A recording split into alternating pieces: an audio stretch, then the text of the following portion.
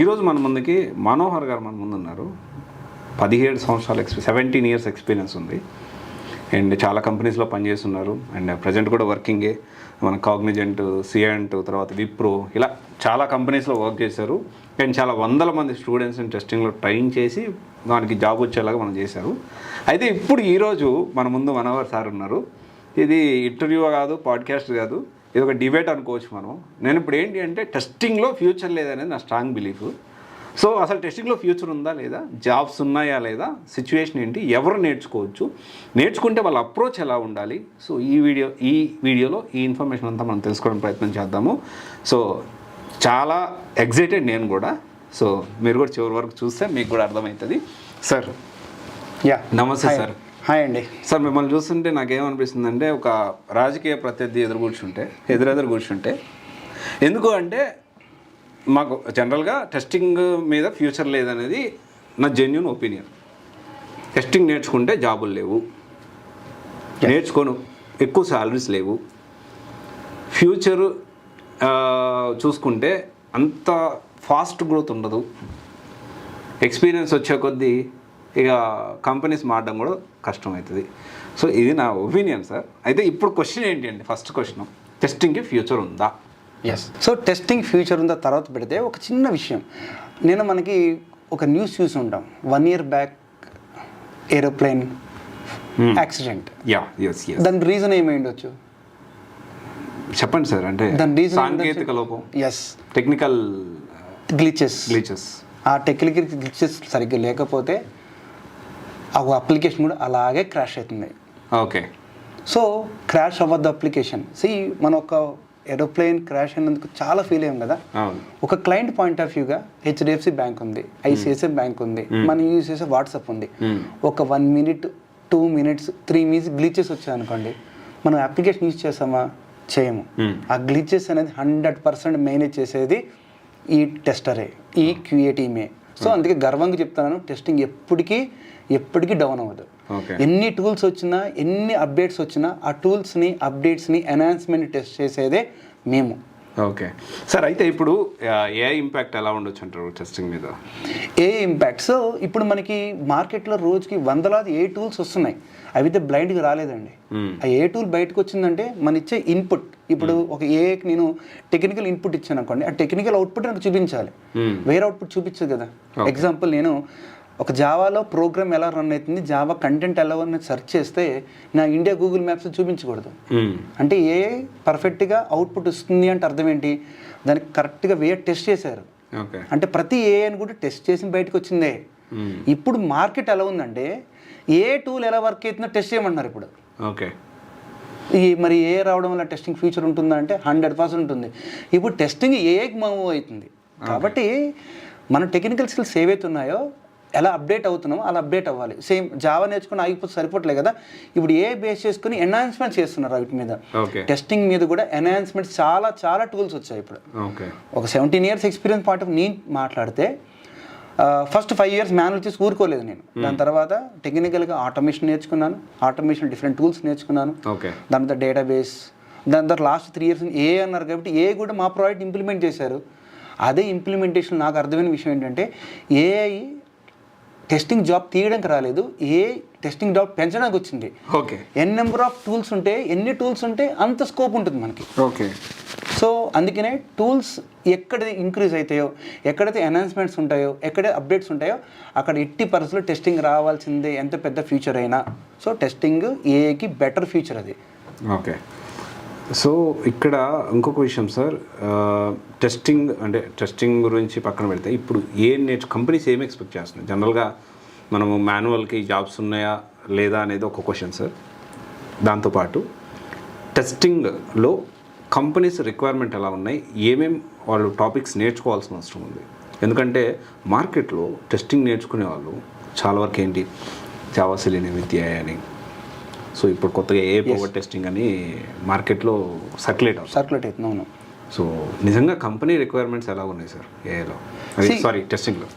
Company requirements always welcome అండి. But enhancements, నేను చెప్పిన ప్రకారం ఎన్హాన్స్మెంట్స్ అనేది ఇంపార్టెంట్. మీరు అన్న ప్రకారంగా Selenium with Java okay fine. Selenium with జావాతో పాటు ఇప్పుడు present and market JavaScripts లాంటివైనా మీరు పవర్డ్ ఏఐ అయినా అవి ఇంప్లిమెంట్ చేశారు. ఇప్పుడు కంపెనీ ఏమనుకుంటుందంటే సెల్ విత్ జావాతో కాదు, ఈ మనోహర్ అతనికి ఇంకా ఎన్హాన్స్మెంట్స్ ఏమైనా ఎక్స్ట్రా కరిక్యులమ్ యాక్టివిటీస్ ఏమైనా వచ్చా, జావా స్క్రిప్ట్ పాయింట్ ఆఫ్ వ్యూగా ఇతను స్క్రిప్ట్స్ రాయగలడా, ఎటువంటి ప్రాజెక్ట్ని హ్యాండిల్ చేయగలడా, మల్టీ స్కిల్డ్ సెట్ పర్సనా కాదని చూస్తున్నారు. ఓకే. సో ఈ మల్టీ స్కిల్డ్ సెట్ పర్సన్ అంటే ఎలా ఉంటుందంటే మాన్యువల్ టెస్టింగ్ నేర్చుకుని ఆగిపోవద్దు. కొంతమంది ఎంఎన్సీస్లో still 10 years 12 years 13 years manual testing చేస్తూ ఫ్యూచర్లో ఆటోమేషన్ నేర్చుకోవాలి అనుకుంటున్నారు. బట్ ద థింగ్ ఈజ్ వాళ్ళ కంపెనీ మారేటప్పుడు ఎక్స్ నుంచి వై అనే కంపెనీ మారేటప్పుడు they have to update there self. Manual మీదే కాదు, ఓకే నీ కంపెనీలో మాన్యువల్ సర్వే అయ్యేవేమో, బట్ ఇంకో కంపెనీకి వెళ్తే అదే మాన్యువల్ ఉండదు. ఇంకో కంపెనీ ఏం ఎక్స్పెక్ట్ చేస్తుందంటే ఈ మనోహర్కి మాన్యువల్ కాదు, నాకు మనోహర్కి ఆటోమేషన్ కూడా రావాలి. సో కాబట్టి వీళ్ళు నాకు చాలా మంది స్టూడెంట్స్ ఏదైతే ఎంక్వైరీ చేస్తున్నారో ఎక్స్పీరియన్స్ పీపుల్, సార్ నా కంపెనీలో నేను 7 years 8 years మాన్యువల్లో చేస్తున్నాను, ఇప్పుడు నేను ఆటోమేషన్ మూవ్ అవ్వాలనుకుంటున్నాను. వాళ్ళకి చెప్పే సజెషన్ ఏంటంటే ఆటోమేషన్ మూవ్ అవ్వండి. ఎలా మూవ్ అవుతారు? మీ ప్రాజెక్ట్లో ఆటోమేషన్ చేశాను చెప్పుకోవాలి. నేను XYZ ఇన్స్టిట్యూట్కి వెళ్ళి వీక్యూబ్కి వెళ్ళి మనోహర్ సార్ దగ్గర నేర్చుకున్నా అని చెప్తే సరిపోదు. నేర్చుకున్న వాళ్ళకి వద్దు.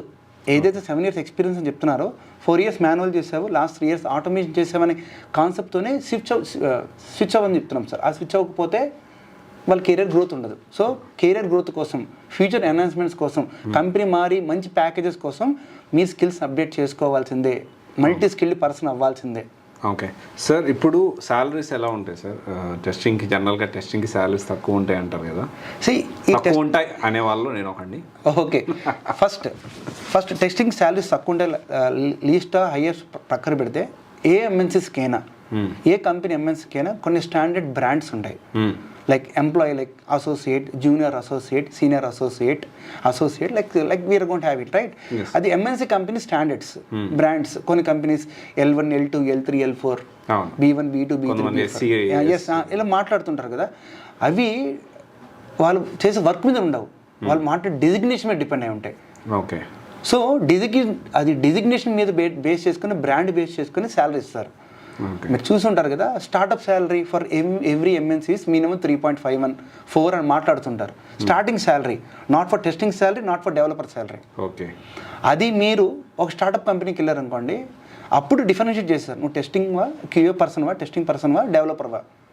రిక్వైర్మెంట్ ప్రకారంగా డెవలపర్ డిమాండ్ ఉందనుకోండి, ప్యాకేజ్ ఎక్స్పెక్ట్ చేయొచ్చు. రిక్వైర్మెంట్ ప్రకారం టెస్టింగ్ డిమాండ్ ఉందనుకోండి, టెస్టింగ్ కూడా ఎక్స్పెక్ట్ చేయొచ్చు.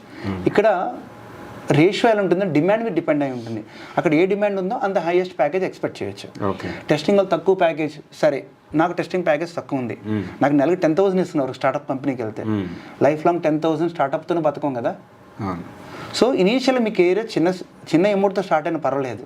స్టార్ట్అప్ కంపెనీలో ఎక్స్పీరియన్స్ మ్యాటర్స్, నాలెడ్జ్ మ్యాటర్స్. ఆ 10,000 10 lakhs ఎలా చేసుకోవాలని మన మైండ్ సెట్ ఇంపార్టెంట్.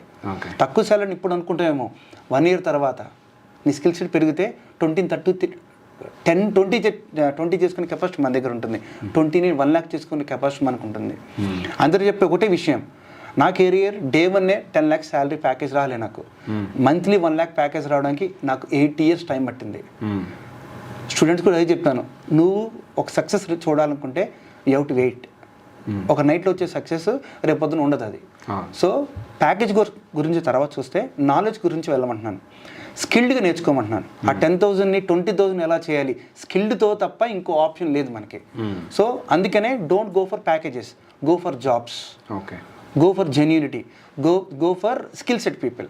ఓకే, అందుకే చెప్తున్నాం సార్ అలా. ఓకే సార్, ఇప్పుడు టెస్టింగ్ విషయం టెస్టింగ్ విషయం పక్కన పెడితే రీసెంట్గా మళ్ళీ ఇంకా ఫ్రీక్వెంట్గా స్టూడెంట్స్ మోసపోతుంది ఎక్కడ అంటే బ్యాక్డోర్ జాబ్స్. సో ఇప్పటికి కూడా మీ దగ్గర నాకు తెలిసి నా దగ్గరికి అయితే ఎప్పుడప్పుడు వచ్చి అడుగుతుంటారు, అన్న బ్యాక్డోర్ జాబులు ఏమైనా ఉంటే చూడండి అని. అలా మీ దగ్గరికి ఏమైనా వస్తారా? వస్తే మీరేం చెప్తారు? సో ఇక్కడ నా దగ్గర బ్యాక్డోర్ మీరన్న ప్రకారం రోజుకి వస్తూనే ఉంటారు. సో నేను చెప్పే ఒకటే, బ్యాక్డోర్ వెళ్ళొద్దు.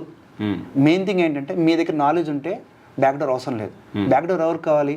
స్కిల్డ్ లెస్ పీపుల్ కావాలి. సార్ ఇంకోటి 4 లక్షలు ఇస్తాను జాబ్ ఇస్తాను, జాబ్ ఇప్పిస్తారా అని చెప్తా ఉంటారు కదా. సో అది 4 లక్షలు కాదు సార్, నాకు 10 రూపాయలు ఇచ్చినా చాలు, నేనైతే జాబ్ ఇప్పియా. నా దగ్గర ఉన్న స్టూడెంట్కి ఒకటే చెప్తాను, నేను నీకు ఒకటే ఇస్తాను, అదేంటంటే నాలెడ్జ్. రైట్? 4 లక్షలు వచ్చే నాలెడ్జ్ కాదు, నీకు ఇచ్చే జెన్యూన్ నాలెడ్జ్ ఇస్తాను. ఆ జెన్యూన్ నాలెడ్జ్తో ఆ 4 లక్షలని నువ్వు సంపాదించుకో, ఒకరికి ఇవ్వడం కన్నా నువ్వు సంపాదించుకో 4 లక్షలతో. సో నేర్చుకోవడానికి 4 లక్షలు పెట్టక్కర్లేదు, వేలలో అయిపోద్ది. 30, 20, 40, మ్యాక్సిమం 60, గట్టిగా ఎక్కువ కోర్స్ అనుకుంటే 1 lakh. ఆ 1 lakh మీరు జెన్యున్గా నేర్చుకుంటే ఆ 1 lakhతో 4 lakh మీరే సంపాదించు. ఒకరికి ఇవ్వడం ఎందుకు? ప్రపంచంలో జాబ్ ఇచ్చేటోడు ఎవరు లేడు, మనం సంపాదించుకోవాల్సిందే. ఓకే, నిజం సార్. ఇంకోటి టెస్టింగ్లో స్ట్రెస్ అనేది తక్కువ ఉంటుందా ఎక్కువ ఉంటుందా? కంపారిటివ్లీ ప్రెజర్ దీంట్లో తక్కువ ఉంటుంది అన్నట్లు. సో ఎలా ఉంటుంది stress levels, pressure? First of all stress levels అనేది మనం తీసుకునే మైండ్ సెట్ మీద డిపెండ్ అయి ఉంటుందండి. మీరు కానీ జాబ్ లవ్ చేశారా, ప్రతిరోజు ఛాలెంజింగే. నాది అనుకుంటే ప్రతిరోజు ఛాలెంజింగే. ఓకే, లైఫ్లో ప్రతిదీ మనం అనుకోవాలండి. ఇప్పుడు ఎగ్జాంపుల్, ఎవరైనా ఏ కంపెనీ అయినా ఎక్స్పెక్ట్ చేసి డెవలపర్ అయినా టెస్టింగ్ అయినా వాడు ఒక హాట్ సీట్ మీద కూర్చున్నట్టు మనం ఆ హాట్ సీట్ని ఎంజాయ్ చేయాలి, వర్క్ని ఎంజాయ్ చేయాలి. వర్క్ని ఎంజాయ్ చేస్తే ఎంజాయ్ చేసుకుని వర్క్ చేయాలి సార్. ఏం చేయాలి, ఏం చేయాలి? అరే స్ట్రెస్ అనుకోకు. స్ట్రెస్ ఎందుకు అనుకుంటున్నావు? నీకు ఇచ్చేది వర్క్, వాడు నీకు నాలెడ్జ్ ఇస్తున్నాడు, నీకు స్కిల్ సెట్ అప్డేట్ చేసుకోమని చెప్తున్నాడు, నీకు టూల్ ఇస్తున్నాడు, నేర్చుకోమని చెప్తున్నాడు. వాడు తిట్టాడా, నో ప్రాబ్లం, నీకోసం తిట్టుంటాడు.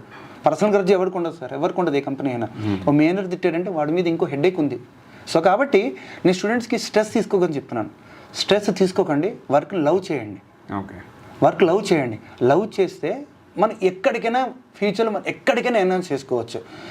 అండ్ కమింగ్ టు స్ట్రెస్ గురించి మాట్లాడితే, ఇప్పుడు ఎస్ డెవలపర్ అనేవాడికి పొద్దున సాయంత్రం కోడింగ్ రాసి వాడు కరెక్ట్ ఉందా లేదా ఉందా లేదా అని వాడు బ్లైండ్గా వెళ్తాడు. కానీ మన బ్లైండ్నెస్ అనేది లేదు, మనం అక్కడ డిఫెక్ట్స్ని వెతికే డిటెక్టర్స్.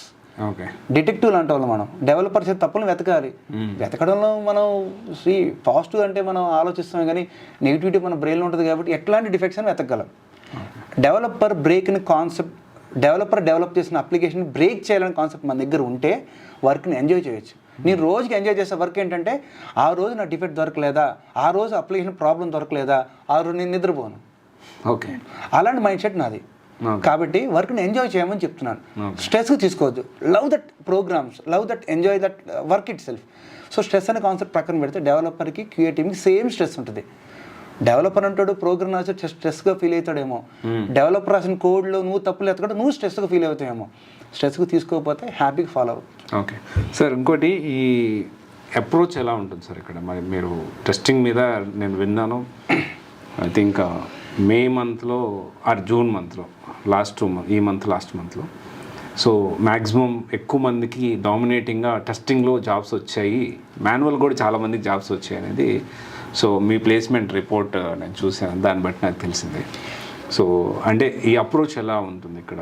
ఒక టెస్టింగ్ కోర్స్ జాయిన్ అయితే ఏమేమి ట్రైన్ చేస్తారు, అప్రోచ్ ఎలా ఉంటుంది, ఎలా తీసుకెళ్తారు వాళ్ళు నెక్స్ట్ లెవెల్? బట్ సో నేను చెప్పేది ఒకటే అండి, ఒక తంబు రూల్ ఏంటంటే, మనం మాన్యువల్ ఆటోమేషన్ నేర్చుకున్నా ఒక కంపెనీలో 70% నువ్వు మాన్యువల్లో చేస్తావు, నీకు ఆటోమేషన్ స్కిల్ సెట్స్ ఉన్నా. కాబట్టి చాలామంది ఎలా ఫీల్ అవుతున్నారంటే, సార్ మీకు ఆటోమేషన్ నేర్చుకున్నాం, ఫస్ట్ మాన్యువల్ నేర్చుకుని ఆటోమేషన్ నేర్చుకున్నాం, ఫుల్ ఫ్లెడ్జ్ కూడా బాగా నేర్చుకున్నాం, కానీ కంపెనీలో మాన్యువల్ కూర్చోబెట్టారు, ఆటోమేషన్ ఎప్పుడు చేయాలి సార్? వాళ్ళకి చెప్పే సజెషన్ ఏంటంటే, నీకు మాన్యువల్ ప్రాజెక్ట్ ఇచ్చారేమో, దాన్ని ఆటోమేషన్ చేసే క్యాపబిలిటీ నీకు ఉండాలి. నువ్వు చేయగలవు ఆటోమేషన్, నేను చేయగలను సార్. మరి మేనేజర్కి అప్రూవ్ చేయి, మేనేజర్కి వెళ్ళి POC చూపించు, ప్రూఫ్ ఆఫ్ కాన్సెప్ట్. బాబు నీ మాన్యువల్ కాకుండా నేను ఆటోమేషన్ చేయగలను చూపించు, నీ స్కిల్ సెట్ అక్కడ ప్రొజెక్ట్ చేయి, నువ్వే ఆటోమేషన్ లీడ్ అవ్వు. సో అక్కడ మాన్యువల్ ఇచ్చారని కాన్సెప్ట్ కాదు, అది దాన్ని నా నాలెడ్జ్తో ఎలా ఎన్హాన్స్ చేయాలి.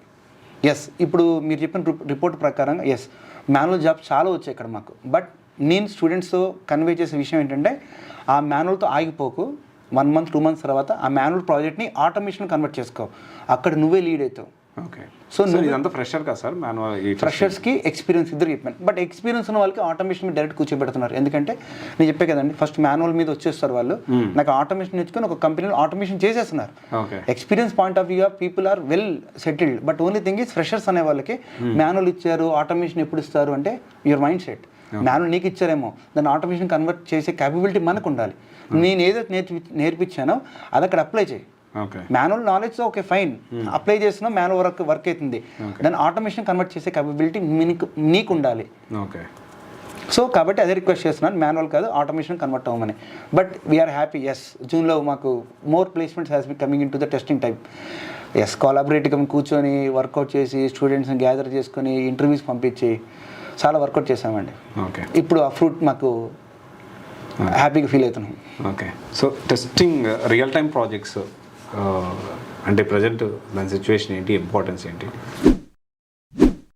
సో ఇప్పుడు real time projects point of మాట్లాడితే చాలామంది సార్ నేను ఫ్రెష్ అని 2026 పాస్ అవుట్ 2025 పాస్ అవుట్ అంటున్నారు. కానీ పీపుల్ ఒక స్టూడెంట్ చెప్పిన ఒకటే చెప్తున్నాను, మీరు ఫ్రెషర్స్ కాదు. ఒక కంపెనీ తీసుకెళ్ళినప్పుడు you are not freshers.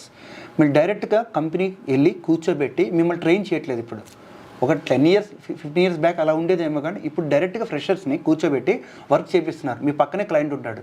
Okay. Day 1 నుంచి మీరు కమ్యూనికేట్ చేయాలి కస్టమర్తో. సార్ మాకు అది బర్డెన్ అవుతుంది సార్. బర్డెన్ కానే కాదు. మీరు ఏదో 6 months ప్రాజెక్ట్ చేస్తుంటారు, గ్రాడ్యుయేషన్ 4th yearలో 3rd yearలో ఫైనల్ ఇయర్ ప్రాజెక్ట్స్ ఏదో చేస్తుంటారో ఆ 6 months ప్రాజెక్ట్లో మీరు కమ్యూనికేషన్ బిల్డ్ చేసుకున్నారు, డాక్యుమెంటేషన్ వర్క్ చేశారు, మీరు టెక్నికల్గా చాలా మాట్లాడుంటారు, టెక్నికల్ కోడింగ్ రాసుంటారు, ప్రజెంటేషన్ స్కిల్స్ చేస్తుంటారు.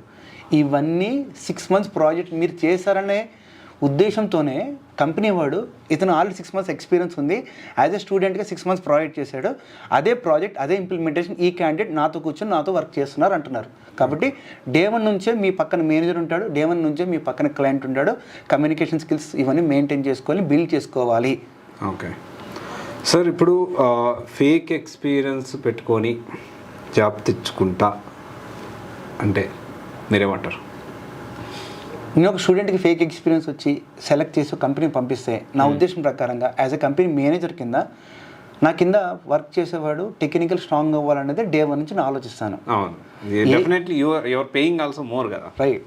అలాగే మీరు అన్న ప్రకారంగా ఫేక్ గురించి మాట్లాడితే మన తెలుగు ఇండస్ట్రీలో చాలామంది హీరోస్ ఉన్నారు, but super stars, good stars ఆ డెడికేషన్ పెట్టుకొని టెక్నికల్ నాలెడ్జ్ బేస్ చేసుకొని మీరు కంపెనీకి వెళ్తే ఎక్కడైనా సర్వ్ అవ్వచ్చు. ఆ టెక్నికల్ నాలెడ్జ్ ఇచ్చే క్యాపబిలిటీ మా దగ్గర ఉంది. మా వీక్యూబ్ సాఫ్ట్వేర్ సొల్యూషన్స్లో ఓ 5 years experience, 6 years experience knowledge ఇచ్చే క్యాపబిలిటీ మాకుంది. మీ రెజ్యూమ్ ఎలా బిల్డ్ చేసుకోవాలి, ఒక ఫ్రెషర్ నుంచి ఒక ఎక్స్పీరియన్స్ పాయింట్ ఆఫ్ రెజ్యూమ్ ఎక్కడ ఏ లూప్ హోల్స్లో రెజ్యూమ్ మీకు రిజెక్ట్ అయ్యే ఛాన్సెస్ ఉన్నాయి. సో ఎలాగ రెజ్యూమ్ పెట్టుకుంటే 5 years ఎక్స్పీరియన్స్ పెట్టుకున్నప్పుడు మనం ఎలాగ ఇంటర్వ్యూ ప్రిపేర్ అవ్వాలి, టెక్నికల్ ఏ క్వశ్చన్స్ అడిగితే ఎలా సర్వే అవ్వాలనే కాన్సెప్ట్ అయితే 100% ప్రొవైడ్ చేస్తాం. మా వీక్యూబ్ సాఫ్ట్వేర్ సొల్యూషన్స్లో స్టూడెంట్ కార్డు కోసం ఎంతైనా తప్పిస్తాం. ఒక స్టూడెంట్ లైఫే మాకు ఇంపార్టెంట్. వాడు స్టూడెంట్ ఒక అమౌంట్ కడతాడు కదా, ఆ అమౌంట్ కట్టేదానికి వాల్యూ చూపించాలి. వాడు కట్టే ప్రతి 1 rupee 2 rupees కూడా మనం వాల్యూ చూపిస్తాం. సో కాబట్టి ఇక్కడ డబ్బులు కట్టి మోసపోకండి. అంటే ఎలాగంటే డబ్బులు కట్టి మోసపోకండి అంటే కన్సిస్టెన్సీ మెయింటైన్ చేయమంటున్నాను. మీరు కట్టే అమౌంట్కి వాల్యూ చూపించండి, రెస్పెక్ట్ చూపించండి. రైట్. ఆ రెస్పెక్ట్ చూపిస్తే ఆ అమౌంట్తో మీరు మంచి కెరీర్ స్టార్ట్ చేసుకోవచ్చు. ఓకే. సో టెస్టింగ్ ఎవరు నేర్చుకోవచ్చు? ఎలిజిబిలిటీ క్రైటీరియా మనం గమనిస్తే ఎలిజిబిలిటీ క్రైటీరియా అంటే first of all any graduates are eligible. Okay. అది MBA అయినా, MCOM అయినా, BCOM అయినా, బీటెక్ అయినా, BE అయినా ఎవరైనా ఎలిజిబుల్. ఓకే. మాకు ట్రైనర్ ఉన్నారు ఆదినారాయణ సార్ అని, అతను ప్యూర్ ఫార్మా బ్యాక్గ్రౌండ్. ఓకే. అతను ఒక MNCsలో వర్క్ చేస్తున్నారు దీని మీద, డేటా అనలిస్టిక్స్. ఓకే. ఫార్మా బ్యాక్గ్రౌండ్ ఎక్కడండి, IT బ్యాక్గ్రౌండ్ ఎక్కడండి. మనం నేర్చుకోవాలి, మనం సర్వే అవ్వాలి అనుకుంటే ఎక్కడైనా సర్వ్ అవ్వచ్చు. నేర్పే స్టూడెంట్ ఒక్కడికి ఏంటంటే ఎవరైనా మంచి నేర్చుకుందాం, ఒక టెక్నికల్ నేర్చుకుందాం అనుకుంటే ఎవరు వద్దంటారు? నేను స్టూడెంట్కి చెప్తాను, సార్ మరి నేర్చుకోగలం సార్. నువ్వు నేర్చుకోవాలని తప్పునున్నప్పుడు ఎవరు వద్దంటారు? తప్పేం కాదు కదా. ఆ నాలెడ్జ్ నేర్చుకొని we can survive anywhere, irrespective. నీ బ్యాక్గ్రౌండ్ సంబంధం లేదు నాకు. నువ్వు ఎన్నుకునే డెస్టినేషన్ ఏం పెట్టాలనుకుంటున్నావు, నీ గోల్ ఏంటి, 5 years తర్వాత ఎక్కడ ఉండాలి. ఇప్పుడు కాదు, ఇప్పుడు నువ్వు ఒక సర్వే కంపెనీకి వెళ్ళాలి. ఫస్ట్ కంపెనీ ఇన్ అవ్వడం ఇంపార్టెంట్. ఆ ఇన్ అయిన తర్వాత 5 years తర్వాత ఎక్కడ ఉండాలి గోల్ ఫిక్స్ చేసుకోండి. 5 years తర్వాత స్టూడెంట్ ఒకటే చెప్తాను, బిజినెస్ పాయింట్ ఆఫ్ ఆలోచిస్తాను. Knowledge is like a business. మీ దగ్గర నాలెడ్జ్ ఉందనుకోండి, ఈ నాలెడ్జ్తో 1 year తర్వాత ఒక కారు కొనుక్కోవాలి, ఈ నాలెడ్జ్ 1 year తర్వాత ఒక ఇల్లు తీసుకోవాలి, ఒక 4 years తర్వాత ఆ ఇల్లు EMIs కట్టేసేయాలి, ఒక 10 years తర్వాత స్టేబుల్ పొజిషన్గా ట్రైన్ రై కూర్చోవాలి. నేను ఈ గేమ్ అంతా నాలెడ్జ్తోనే ఆడుతున్నాను. నేను గేమ్ ఆడేది నాలెడ్జ్తోనే సార్. నేనుతో మాట్లాడేది ఏదైనా నా దగ్గర ఉన్న నాలెడ్జ్తోనే మాట్లాడుతాను. నాలెడ్జ్ లేకుండా మీరు నాతో మాట్లాడరు, నేను మీతో మాట్లాడను sir. Win to win. Student గెలవాలనుకుంటే నేను గెలవాలి ఫస్ట్. నేను గెలుస్తాను కదా సార్. నేను గెలవాలంటే వాడు స్టూడెంట్ సెలెక్ట్ అయ్యి వాడు సక్సెస్ఫుల్ రేషియో క్రియేట్ చేసుకుంటేనే. మాకు ఒక స్టూడెంట్ సెలెక్ట్ అయితే 1 కోటి రూపాయలు ఇస్తారు. ఆ 1 కోటి రూపాయలే ఆనందం. నిజంగా ఇస్తారు సార్. ఆనందం చాలు సార్. ఆ 1 కోటి రూపాయలు ఇచ్చే ఆనందం ఇంకేంత సార్. 1 కోటి రూపాయలు అంటే ఆనందం సార్. ఆనందం అని 1 కోటి రూపాయలు ఇస్తారు. So we celebrate. 1 కోటి రూపాయలు ఇచ్చినంత ఆనందం చెప్పే కదా, మీ సెలబ్రేట్. ఒక స్టూడెంట్ సెలెక్ట్ అయ్యారంటే వీ సెలబ్రేట్. స్టూడెంట్ మల్లికార్జున ఒక స్టూడెంట్ ఉన్నాడు సార్ మాతో, లాస్ట్ 3.5 years నుంచి మాతో జర్నీ చేశాడు. ఆ అబ్బాయికి ఏమీ రాదు. ఫ్రాంక్గా మాట్లాడంటే ఈ doesn't know how to speak in English. అతను మాతోనే కన్సిస్టెన్సీ కూర్చొని సార్ నమ్ముకుంటే నాకు జాబ్ వస్తుంది అని 3.5 years నా మొహం చూసుకుంటూ నాతో మొహం చూసుకుంటూ నా అబ్బాయి మొహం చూసుకుంటూ ఈ అబ్బాయి ఇంకెప్పుడు జాబ్ వస్తుంది, ఎప్పుడు జాబ్ వస్తుంది, ఆ అబ్బాయి మౌల్డ్ అయ్యి 3.5 yearsకి ఇప్పుడు జాబ్ సంపాదించాడు సార్. అది మా సక్సెస్ రేషియో. నేను అదే చెప్తున్నాను సార్, స్టూడెంట్కి కోర్స్ అయిపోయిన వెంటనే జాబ్లో కోర్స్ అయిపోయిన వెంటనే జాబ్లో జేబు పెట్టి చెప్పలేదు, కోర్స్ అయిపోయిన వెంటనే జేబులో జాబ్ పెట్టి పంపించాం సార్. కన్సిస్టెన్సీకి మాతో కూర్చో, 3 months ఉండు, 4 months ఉండు, 5 months ఉండు, 6 months ఉండు. ఈ 4-5 months మాతో కన్సిస్టెన్సీ కూర్చొని నేను నేర్చుకున్నావు నాలెడ్జ్. నీ చెప్పిన సబ్జెక్ట్ రివైజ్, నీ చెప్పిన టాపిక్ రివైజ్, ఇంటర్వ్యూస్కి అటెండ్ అవ్వు, ఫెయిల్ అవ్వు, మళ్ళీ ఇంటర్వ్యూకి అటెండ్ అవ్వు, ఫెయిల్ అవ్వు, ఇంటర్వ్యూకి అటెండ్ అవ్వు, ఫెయిల్ అవ్వు. ఏదో ఒక ఇంటర్వ్యూ పక్కా సక్సెస్ అవుతుంది. సో ఎంత నేర్చుకున్నా ఇంపార్టెంట్ కాదండి, ఇంటర్వ్యూ అటెండ్ అవ్వడం కూడా ఇంపార్టెంట్. 1 rupee ఉంటుంది కదా. Head is nothing but like technical knowledge, tail is nothing but your interview knowledge.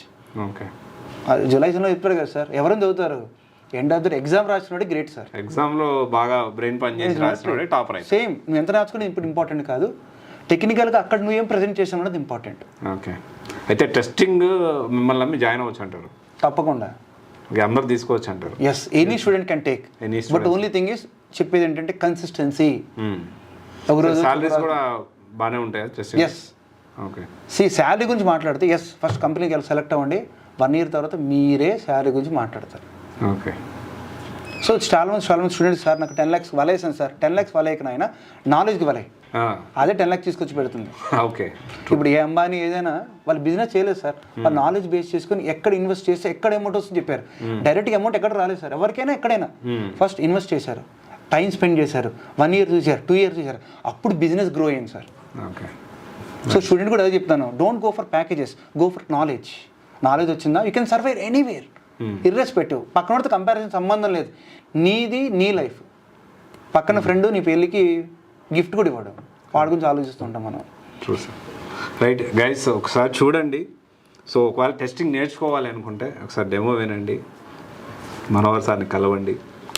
And నేను ఎవరు ఏ ఇన్స్టిట్యూట్ గురించి చెప్పినా నేను చెప్పే మాట ఏంటి అంటే, నేను చెప్పేది లేకపోతే అవతల పర్సన్ మనోహర్ సార్ చెప్పేది లేకపోతే ఇంకోటి చెప్పేది కాదు. డెమో విని అక్కడ ఉన్న స్టూడెంట్స్ కూడా మాట్లాడండి, అప్పుడు మీరు నిర్ణయం తీసుకోండి ఇక్కడ జాయిన్ అవ్వాలా వద్దా, టెస్టింగ్ తీసుకోవాలా వద్దా అని. ఓకే, థ్యాంక్ యూ, నమస్తే సార్. Thank you.